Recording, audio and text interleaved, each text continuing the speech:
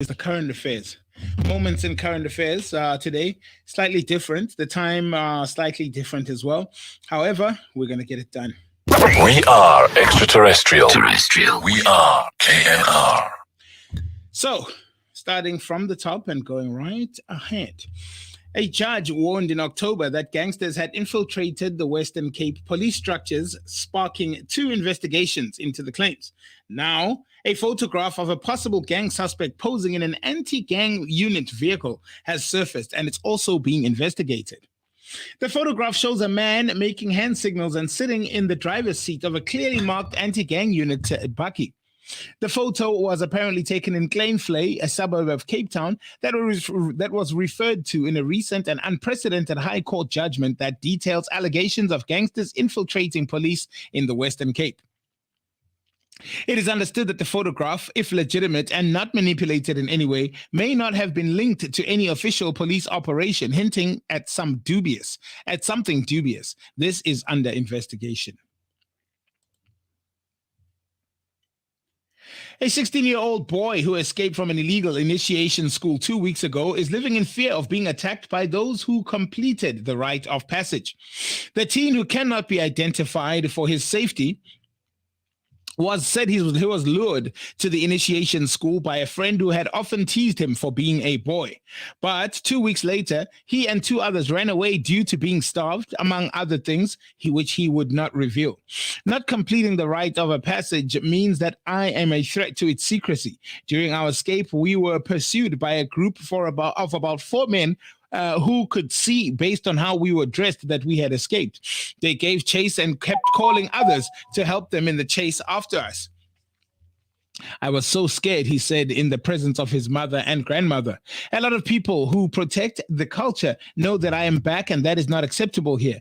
They think I will share the rituals and practices done there, and I won't. I'm scared that they will take me back there or hurt me. End quote. The boys said they found refuge at a woman's house about 2 kilometers away from the school, who hid them until members of the community were gone. They then went into a nearby taxi rank where police were called.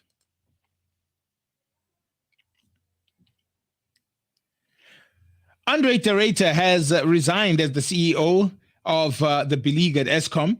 Last week, Mineral Resources and Energy Minister Gwede Mantashe went as far as accusing the power utility of agitating for the overthrow of the state as load shedding had escalated. Andre Tereta quitting his job as CEO. The news comes amid increasing calls for his resignation from some quarters, while others have said the blame for South Africa's ongoing power crisis cannot be laid at Tereta's door. Last week, Mineral Resources and Energy Minister Gwede Mantashe did come and say things about him actually infiltrating or accusing government of being part, or in fact, sabotaging government by increasing the level of electricity. So energy analyst Chris Yelland tweeted that he'd expect nothing less than Tereta resigning in disgust after receiving no public support from government following Mantashe's attack on him. Lasers threaten the safety of flights, as the Civil Aviation Authority has warned. On the sidelines of a security event at Kruger Mpumalanga International Airport on Wednesday, SACAA executives for corporate services Pindiwe Mgwebo said lasers were currently concentrated in certain areas in South Africa. It's not in all airports where we see them being prominent. We have seen a rise in incidents of lasers being used to blind pilots at the OR Tambo International Airport and at Lanseria Airports in Gauteng, and a few cases at the Cape Town International Airport. Gwebo said that the challenges with lasers are that people use them in their homes and not in public spaces, and the reach they can achieve, which makes them very difficult for us to monitor appropriately. They say if a pilot is blinded by a laser, they lose eyesight for a few seconds. It would be unfortunate if it happens at a critical stage of a flight. It's at that time that they have full control of the flight, either during takeoff or landing. If they are blinded by a laser and miss one step, how many people's lives are in danger?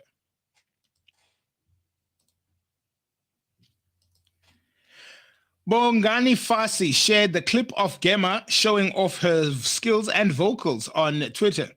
The talented young lady was singing Tamia's Officially Missing You, which made many who didn't know her sit up and take notice.